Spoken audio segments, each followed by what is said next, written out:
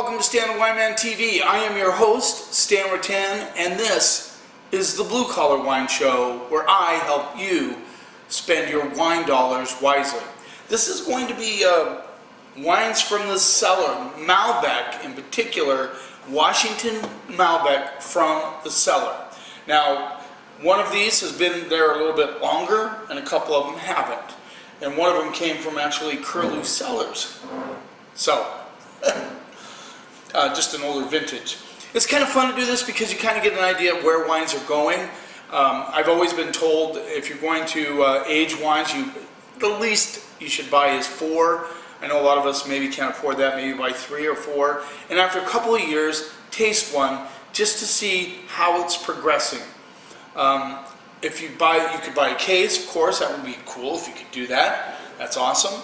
You know, wait a couple years, try one, wait a couple more years, try one. Too many people, I mean seriously, too many people will take a wine, put it in their cellar, and they are afraid to touch it. They you know, it might have cost them 30 bucks and they just don't want to go there. And then unfortunately, when they do go to uncork it, maybe this has happened to you, it's gone, it's over the hill.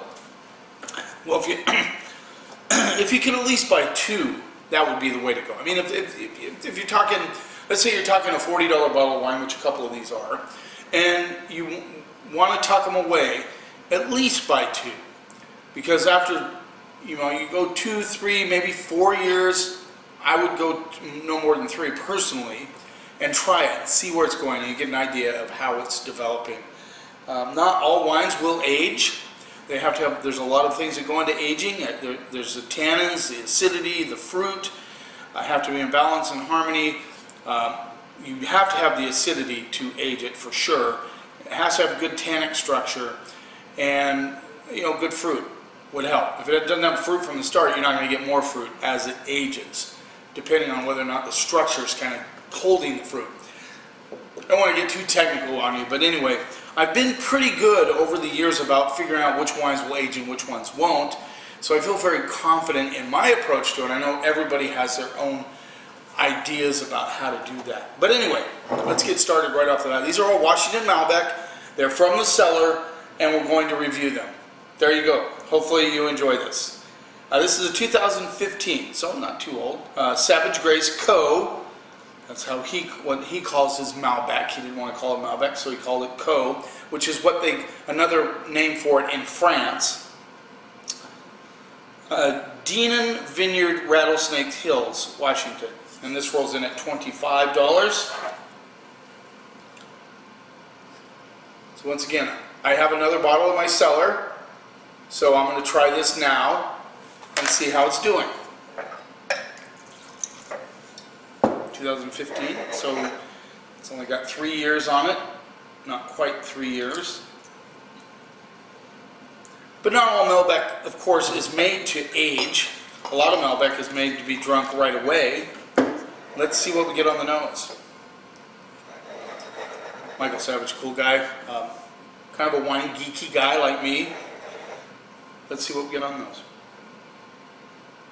So right off the bat, I get almost like a fresh hay, like it just got mowed down. There's like a bright strawberry, blueberry sort of, a lot of licorice too. It's very interesting to me that a lot of Washington Malbec have that like alfalfa or hay element on the nose. Don't know why. Really don't. There's almost a green component coming through on the nose. Let's see what we get on the palate.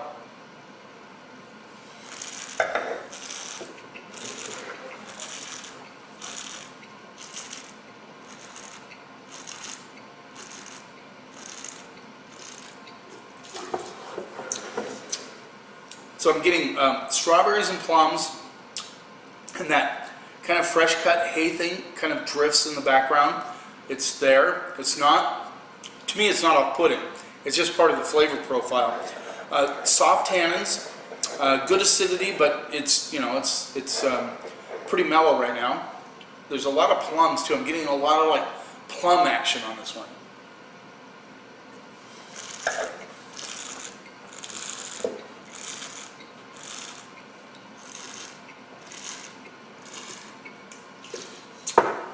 there's just a touch of spice. It's like it's not quite, it doesn't go spicy, but you just like, it wants to go spicy. It's kind of weird.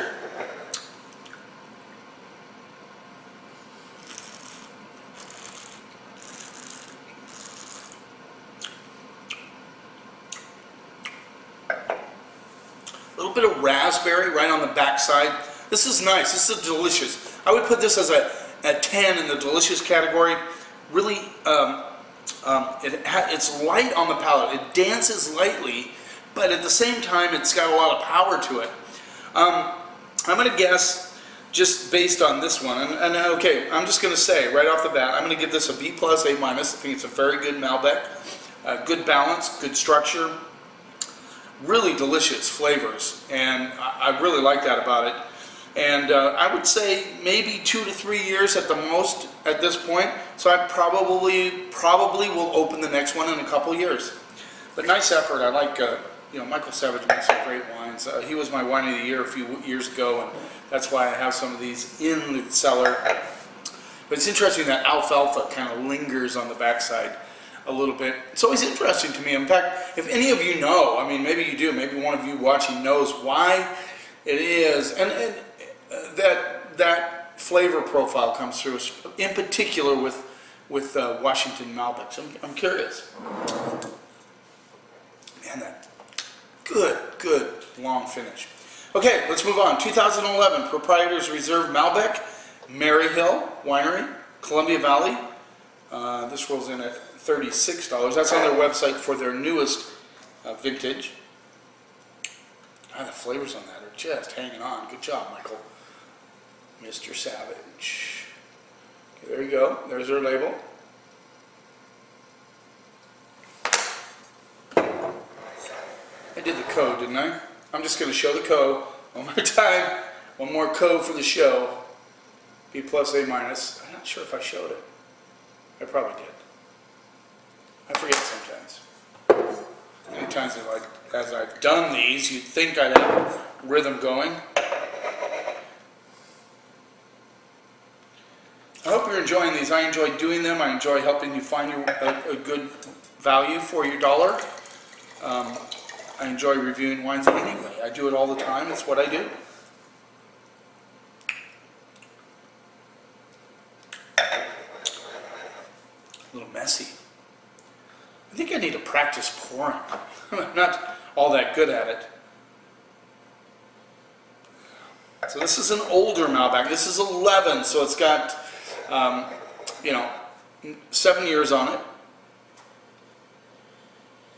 Very challenged on the nose. I'm not hardly getting anything.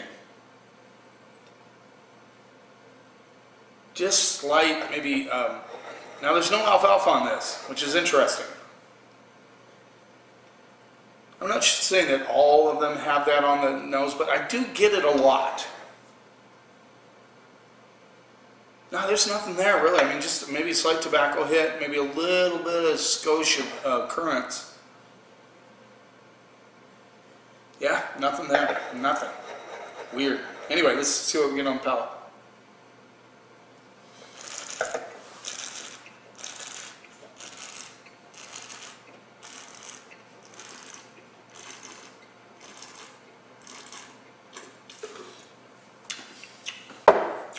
Very, very smooth. I mean, this is smooth. If you have an 11 in your cellar right now, Malbec from Maryhill, you drink it. Definitely drink it. It's ready. I don't think it's going to go any further than this. It's not, I don't think it's sliding down the hill, but it's getting pretty close.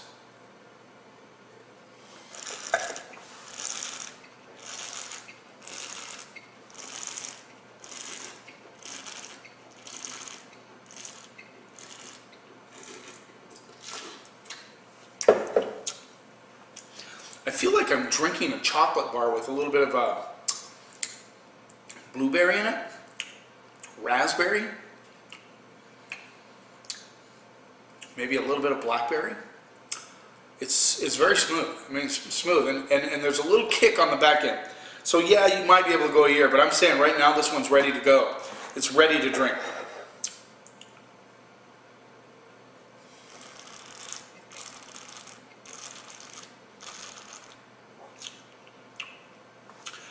almost has like a ball bearing. I feel like I licked a ball bearing a little bit.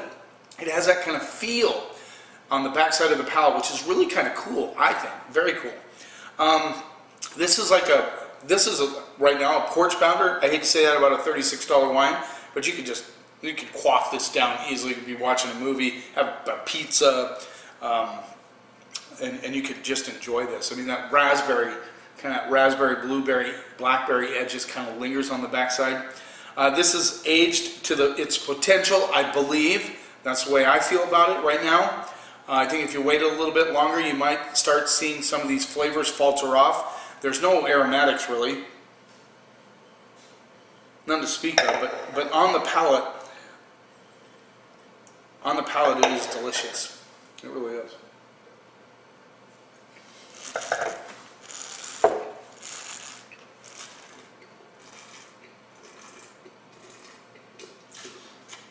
So I'm glad I did this episode. I'm glad I opened that up because it is ready. I like it. A little bit of leather on the backside too. I'm gonna go B+ on that. I think it's. I can't remember when I first got it what it was like, but boy, it's very good now. You know, the aromatics, of course, kind of suck when you don't get anything on the nose.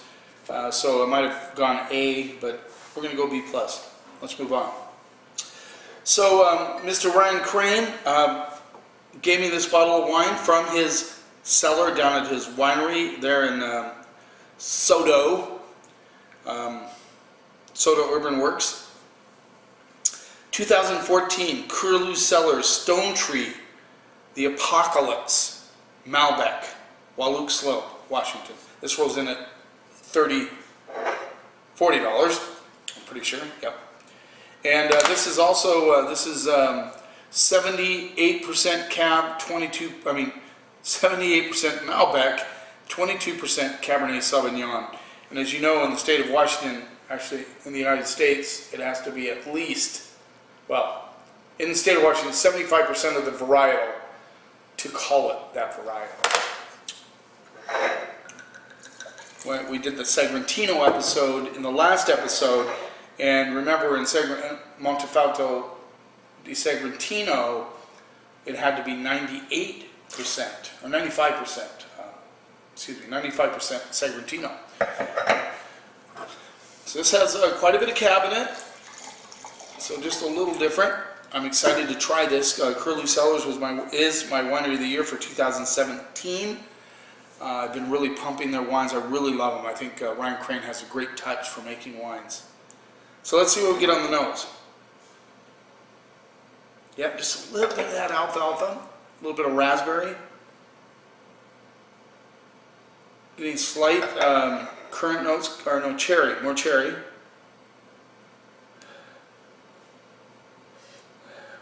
This is also somewhat challenged on the nose, which is interesting. Let's see what we get on the palate.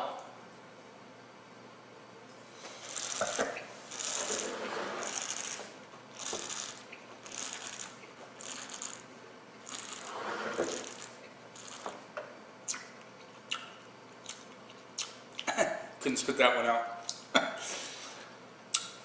His stuff is crazy good. I mean, you have to try it. I mean, I know it's $40. A lot of he has a Grenache that's a little bit less, but if you can get your hands on a bottle, if you want to treat yourself just a little bit, I mean, if this were from Napa, California, it would be $60 or $70. So it really is a good deal. Just chocolate, tons of chocolate, very pure. What I like about his wines, the fruit is so pure and just so polished, and at the same time showing a lot of complexity and easy to drink, but at the same time you know there's stuff there. So this has, to me, this has chocolate, cherry written all over it, with a little bit of tobacco.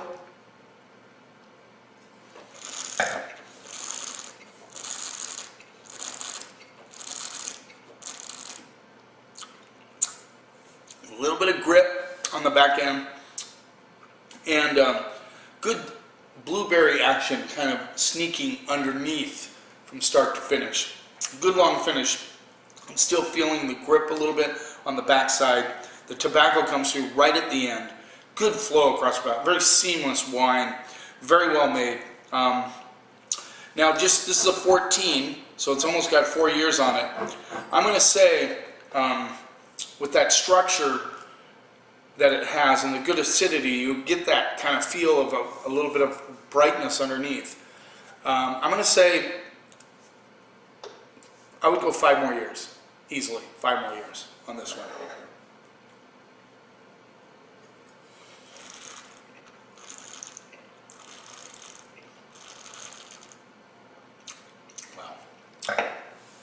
Thanks for taking a little bit of time out of your day. I hope you enjoyed this episode on cellaring wines. I know some of you do it, some of you don't, but it's a fun thing to just experiment with. And hopefully you can come down to the store. I'll give you some advice on how to do that. Or if you're watching somewhere else, hopefully you have a wine guy that you trust that can help you to see which wines you might decide to lay down and see how they progress. It's always fun. Wine's a cool, fun thing. And that's why I love the wine world. You keep watching, and I'll keep helping you spend your wine dollars wisely.